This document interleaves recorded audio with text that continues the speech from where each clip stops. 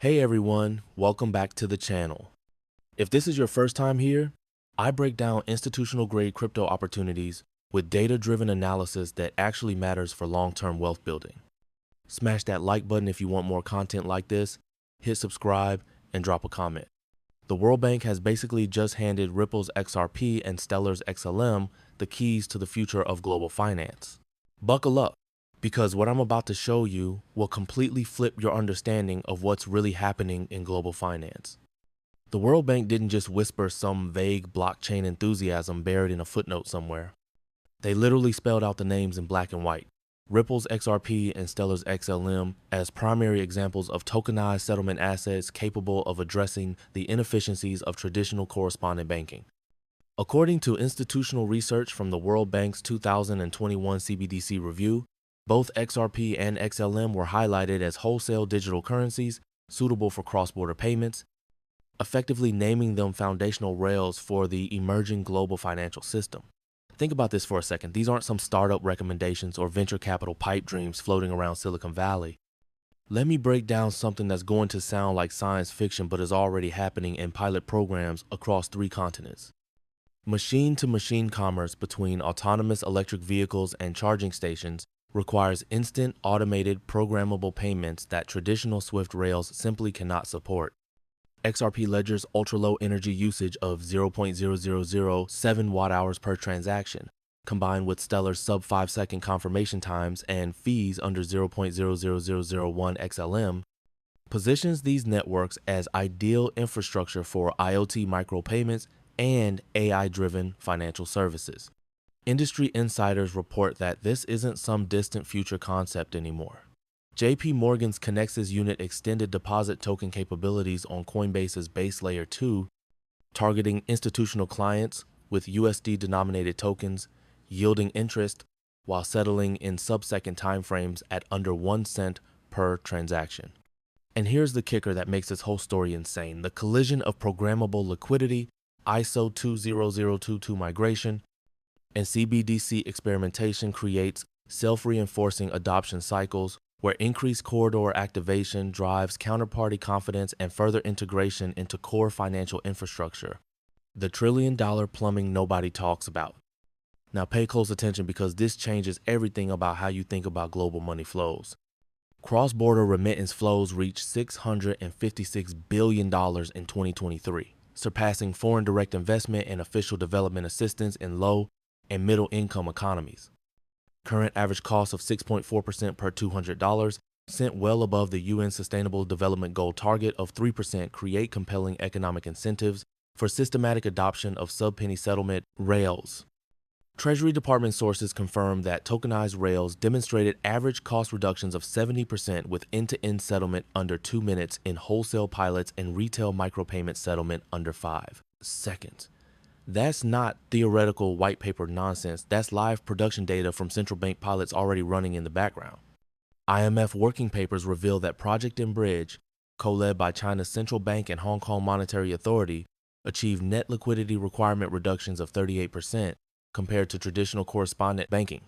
Settlement finality averaged 1.7 seconds for cross-currency pairs, with transaction throughput exceeding 1,200 transactions per second during peak testing.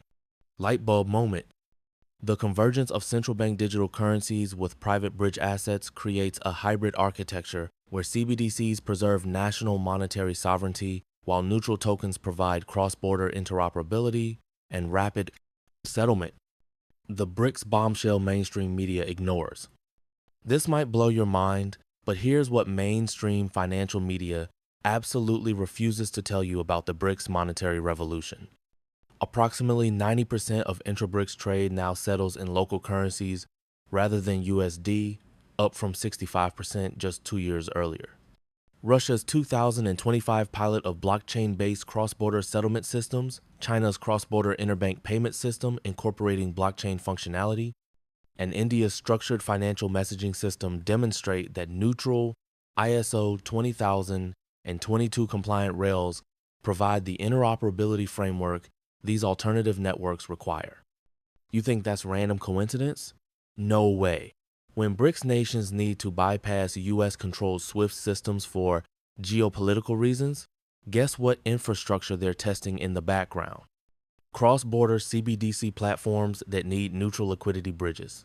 They're not going to rely on Washington or Brussels-controlled systems. They're already experimenting with Ripple corridors and studying Stellar rails because they're neutral, ISO 20022 compliant, and plug into the system without forcing anyone to kneel to anyone.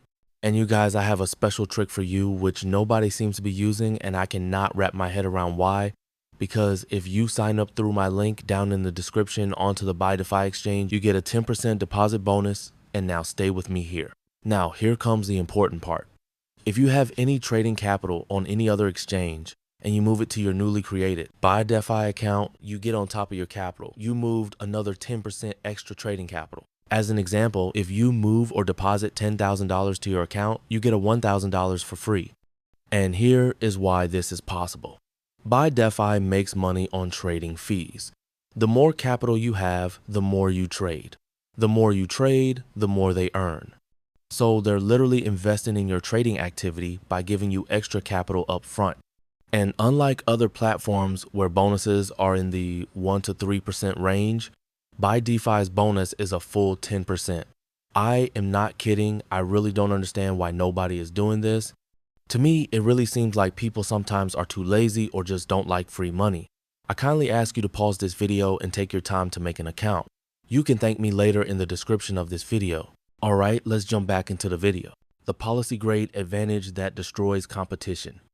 Here's the twist that nobody in crypto fully understands yet. Unlike speculative tokens requiring external compliance solutions, XRP's protocol layer embeds programmable KYC divided by AML toggles, multi-signing thresholds, and regulatory controls that satisfy Basel III compliance standards.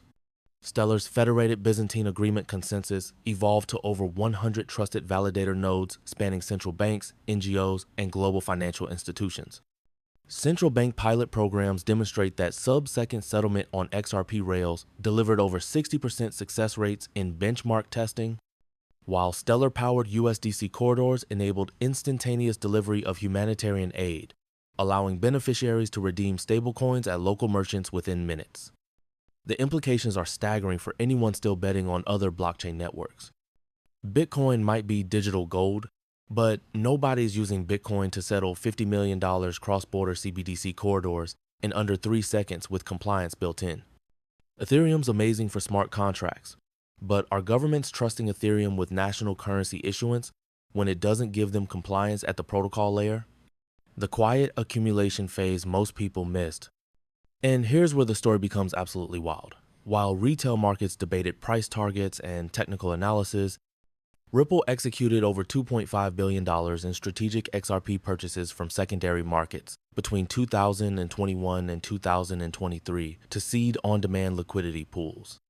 Major proprietary trading firms, including Jump Trading and Susquehanna, began providing continuous XRP liquidity in key currency pairs, achieving bid-ask spreads under 0.05% and transaction slippage below 0.1% for institutional treasury operations. Remember when everyone thought the Ripple SEC case would kill XRP forever? Well, here's what actually happened. The U.S.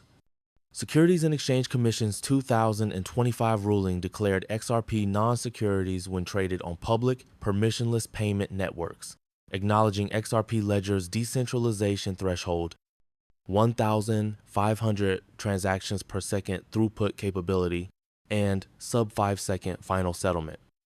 This legal clarity unlocked institutional XRP trading and cleared pathways for regulated futures contracts on major U.S. exchanges. That's when the floodgates opened for banks that had been sitting on the sidelines for years. The ISO 20022 migration that changes everything forever. Coming up, the regulatory development that absolutely changes everything in global finance. By November 2025, SWIFT sunsetted legacy MT messages for cross-border payments, forcing 11,200 financial institutions across 172 jurisdictions to adopt ISO 20022 MX formats. When the entire global banking system speaks the same digital language, the networks that natively support this standard become absolutely indispensable. The Bank for International Settlements Committee on Payments and Market Infrastructures published harmonized ISO 20022 data requirements, specifying 12 core message elements to enhance straight-through processing across financial institutions worldwide. Both XRP and XLM were architected years ago to plug directly into exactly this standard. It's literally like having the Rosetta Stone while everyone else is still drawing stick figures on cave walls. That's why this isn't just crypto adoption, it's systemic integration into the backbone of global finance. The network effect explosion that will shock markets. Statistical analysis demonstrates that over 75% of XRP transactions finalize in under 5 seconds, with average transaction fees remaining at 0.000C, $2 compared to Bitcoin's $1.35 and Ethereum's $2.8. Active wallet creation reached a post-2021 monthly record of 130,000 new wallets in January 2025, with non-custodial wallets accounting for 57% of XRP transfers. But here's what makes my head absolutely spin when I think about the scale. McKinsey estimates that blockchain-enabled cross-border payments could capture $2 trillion in annual flows by 2027, representing 15% of current correspondent banking volumes. If RippleNet and Stellar each secure 20% market share, combined annual transaction fees and liquidity management services could generate $3 to $5 billion in revenue streams.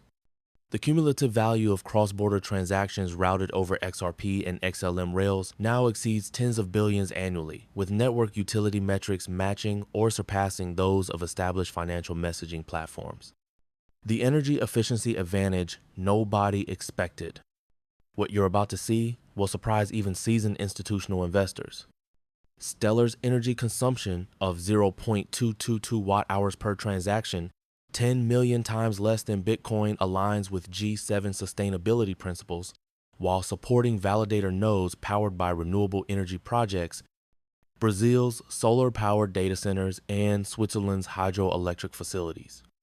XRP Ledger's energy usage of 0.007 watt-hours per transaction, combined with its unique federated consensus mechanism, achieved ultra-low environmental impact that satisfies net zero targets central banks need to meet by 2050. When central banks evaluate CBDC platforms for national deployment, energy efficiency isn't optional, it's mandatory for regulatory approval. The mega reveal: inelastic demand creates violent price discovery.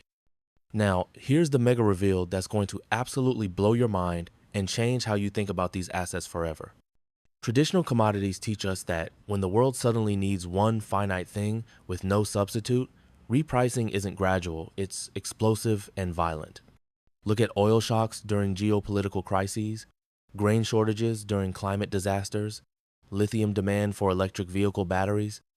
When multiple CBDCs, commercial banks, fintechs, remittance operators, and humanitarian organizations all plug into Ripple and Stellar rails simultaneously, native tokens XRP and XLM shift from speculative assets to settlement necessities. Each new corridor enhances network effects, driving liquidity demand and token velocity in ways that create unstoppable momentum. Historical commodity repricing events demonstrate that when global systems require finite resources with no substitutes, price discovery becomes violent rather than gradual. XRP and XLM aren't competing with Bitcoin store of value proposition or Ethereum smart contract capabilities. They're solving the specific problem of institutional-grade liquidity provisioning and cross-border settlement optimization that neither alternative addresses at protocol layer. The infrastructure reset is already live and operational. The financial reset isn't coming someday in the future, it's already happening with or without retail investor permission or understanding. Ripple didn't wait for crypto, Twitter approval, or CNBC endorsement. Stellar didn't wait for mainstream media coverage. They went straight to institutions, NGOs, and policymakers where the real decisions get made. As central banks transition from pilot programs to production deployments and commercial corridors scale from millions to billions in transaction volume, the foundation supporting this transformation becomes increasingly visible to anyone paying attention. Every activated corridor, integrated CBDC, and humanitarian disbursement program compounds network effects and drives inelastic demand for native settlement tokens. The strategic positioning achieved through years of regulatory compliance, central bank partnerships, and infrastructure development created barriers to entry that extend far beyond technical specifications. When financial institutions require policy-grade solutions with embedded compliance and proven interoperability, the universe of alternatives contracts to networks that satisfy institutional mandates. Don't sleep on the foundation being built beneath tomorrow's financial system, because once it's fully operational, the opportunity to position strategically will have already passed. The infrastructure revolution is live, the policy endorsements are official, the regulatory clarity exists, and the network effects are compounding exponentially. When trillions of dollars in global payment flows suddenly require these specific rails to function, when central banks deploy CBDCs that need neutral bridges, when humanitarian organizations scale digital aid programs, and when autonomous systems need instant settlement, that's when markets realize these tokens aren't speculative investments, but critical infrastructure necessities. The silence isn't failure, it's strategic positioning. The accumulation isn't visible, it's institutional. The adoption isn't flashy, it's foundational. And when it all flips to scale, it will look like an overnight miracle, but it was decades in the making by teams who understood that real revolution happens in the plumbing, not the headlines. Smash that like button and subscribe if this deep dive analysis opened your eyes to the invisible financial transformation happening right under our noses, and hit the bell icon, because understanding these institutional developments gives you the strategic advantage retail markets haven't discovered yet.